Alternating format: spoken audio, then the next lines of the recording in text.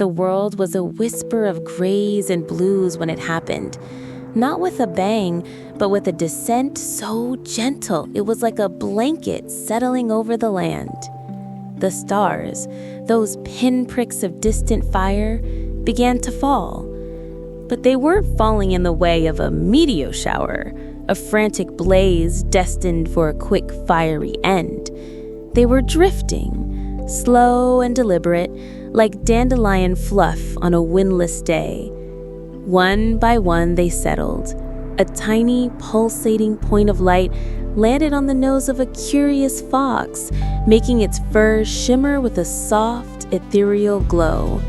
Another slipped into the deep, dark heart of a lake, turning the water into a basin of liquid starlight. The largest ones, still no bigger than a child's fist, came to rest in fields and meadows, their light casting long, dancing shadows of grass and wildflowers. The day was named the day the stars came to play. People, at first, were terrified.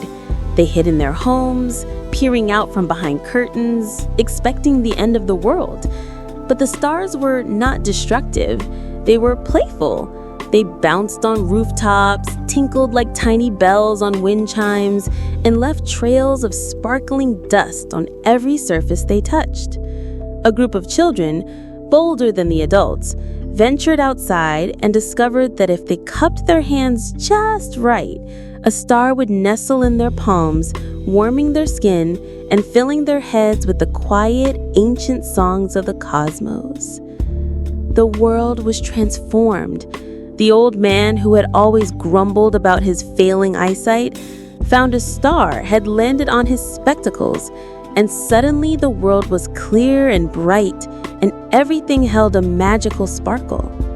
A baker found a star had fallen into his dough, and his bread, when it came out of the oven, tasted of moonlight and honey. The colors of the world seemed brighter, the sounds clearer, and the air itself felt charged with a gentle, humming energy. As the sun began to set, the stars didn't fade. Instead, they began to rise, not back to the heavens, but a few feet off the ground. They danced with each other, weaving intricate patterns of light, swirling around trees and houses, and forming constellations in the air for all to see. A tiny glowing comet, no bigger than a firefly, zipped through the streets, leaving a shimmering trail behind it. That night, no one slept. Everyone was outside, watching the celestial performance. The sky was still filled with stars, but the ones on the ground were the ones that held everyone's attention.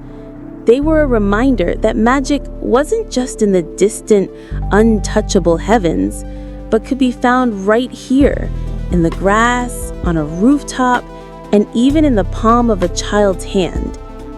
And when dawn finally broke, the stars returned to their places in the sky, but the world was forever changed.